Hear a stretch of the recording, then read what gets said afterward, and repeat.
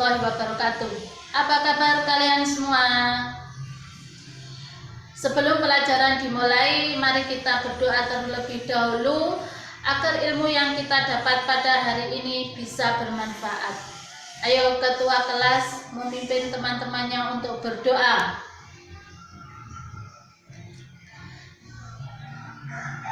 Sebelum melanjutkan pada pembelajaran berikutnya, maka Ibu kepingin bertanya tentang pembelajaran yang kemarin.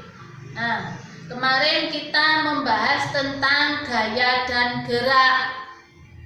Nah, sekarang Ibu mau bertanya, siapa yang masih ingat apa yang dimaksud dengan gaya? Ya, betul. Apa yang dimaksud dengan gerak? Betul. Nah, sekarang kita melanjutkan pada pembelajaran berikutnya. Tetap masih tentang gerak dan gaya. Hanya saja di sini tentang perubahan gerak akibat gaya. Gerak suatu benda akan berubah akibat adanya gaya. Maksudnya di sini suatu benda akan bergerak lebih cepat jika gaya yang dikenakan pada benda tersebut besar. Sebaliknya, benda tersut akan bergerak lambat jika gaya yang dikenakan pada benda tersebut itu kecil. Nah, di sini kita bisa mengambil contoh, yaitu menarik atau mendorong meja. Mendorong meja yang dilakukan oleh dua orang, geraknya akan lebih cepat dibanding dengan didorong oleh satu orang. Nah, coba siapa yang bisa memberikan contoh satu lagi? Ya, mengayuh sepeda.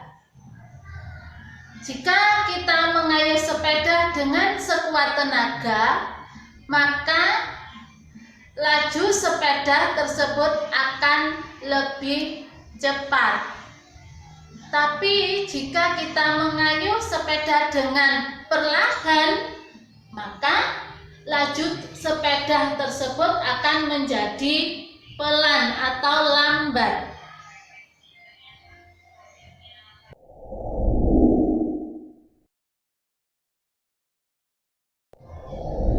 Nah, sekarang ada yang bertanya tentang penjelasan dari Ibu tadi? Nah, kalau tidak ada, sekarang kalian membentuk kelompok, dibagi menjadi 5 kelompok. Sudah? Kalau sudah, sekarang kalian baca buku tema 8, subtema 1, pembelajaran 2. Nah, dari teks yang kalian baca menunjukkan bahwa adanya perubahan gerak akibat gaya. Di situ disebutkan kekuatan mengayuh sepeda mempengaruhi cepat lambatnya laju sepeda. Nah, sekarang coba kalian membuat mind mapping seperti yang Ibu contohkan pada pertemuan kemarin.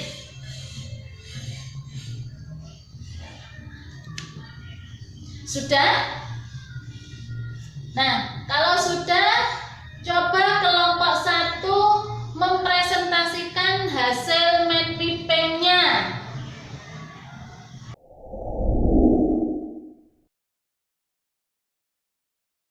Nah, terima kasih.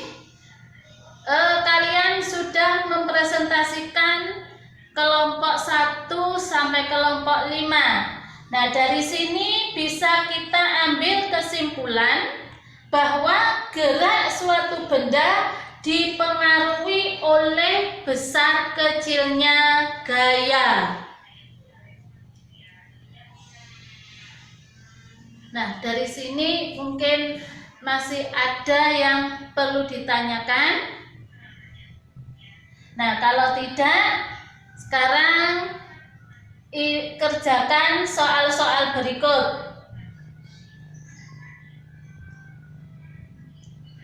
Untuk mengerjakan soal-soal ini, kalian harus membaca materi yang ada di buku, dan kalian harus lebih rajin belajar agar mendapatkan hasil yang memuaskan, sehingga kamu bisa membanggakan kedua orang tua kalian. Untuk itu pertemuan hari ini Ibu akhiri, dan kita ketemu pada pertemuan berikutnya. Sekarang untuk ketua kelas memimpin berdoa.